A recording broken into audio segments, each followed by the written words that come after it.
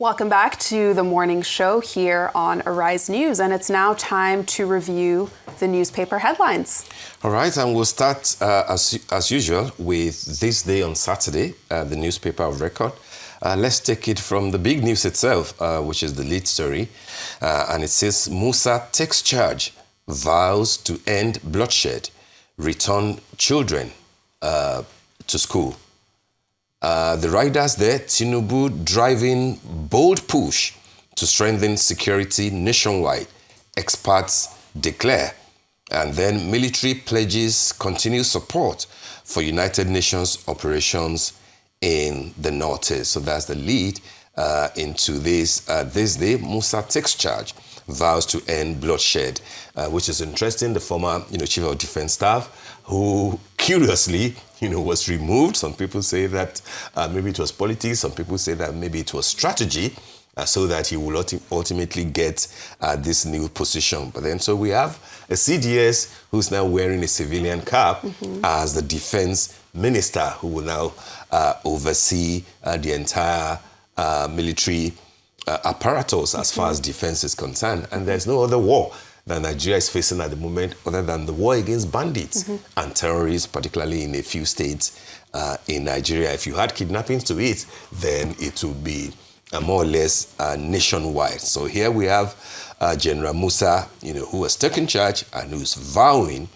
to end bloodshed. People will need to see what he will do differently, more so that he's coming in at a time that the new budget that will be required to prosecute, the job for next year, 2026, he will superintend, over that. So it is important to see what new thing he will do, how he will galvanize activities, how he will do things differently, given that the two gentlemen who were there, before him, one is still there, by the way, were civilians, the one that resigned on health grounds, and then the one that is the Minister of State for Defense. But from what people are saying, it looks like it's a believable gentleman, and that there's hope that at least you can match his actions with his words. So people are looking forward to that.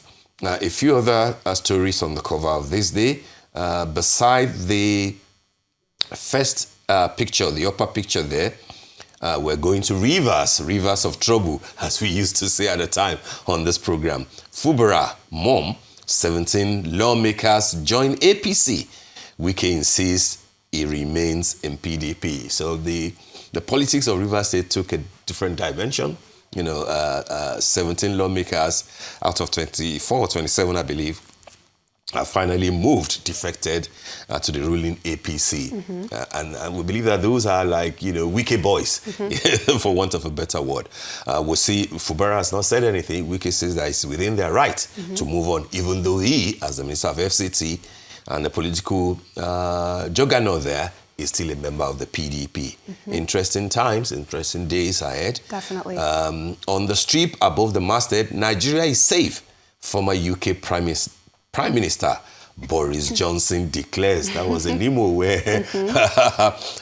he spoke at the Imo Economic Summit, where he said that UK kept, giving former prime ministers to Nigeria, whereas Nigeria is donating future prime ministers in person of Kemi Badenoch to the UK. But the most important thing, if you leave out his sarcasm, is the fact that he's saying that I feel safe in Nigeria.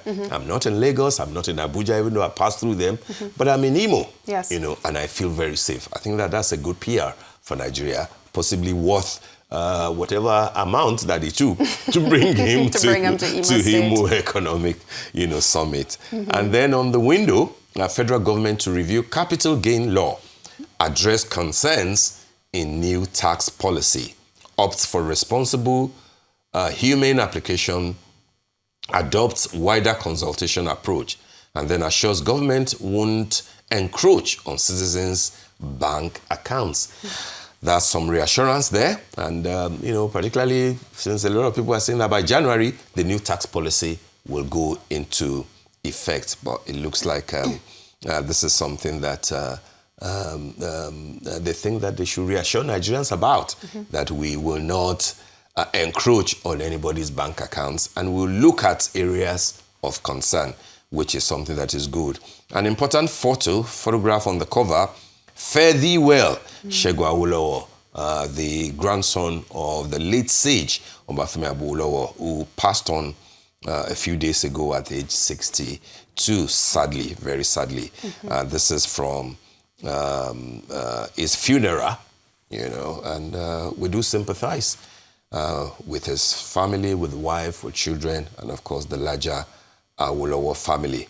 I think the other picture is the ambassador designate from China with President Bola Ahmed Tinubu. Do we have time to look at any other newspaper? It doesn't appear that we do. It doesn't appear as if we have enough time today. But good stories in many of the papers today, Punch, Saturday Telegraph, Tribune, all looking at issues affecting Nigeria. All right, thanks, honey. It's been a beautiful day. It has. With you, just like Saturday. Absolutely. All right, that brings us to the end of the morning show today. Thank you for watching, and do stay safe. Do stay safe out there. I'm Steve Ayoride. And I'm Anieza Osakwe from the entire team here in Lagos. Enjoy the rest of your morning and, of course, the rest of your day and weekend. Goodbye. Bye.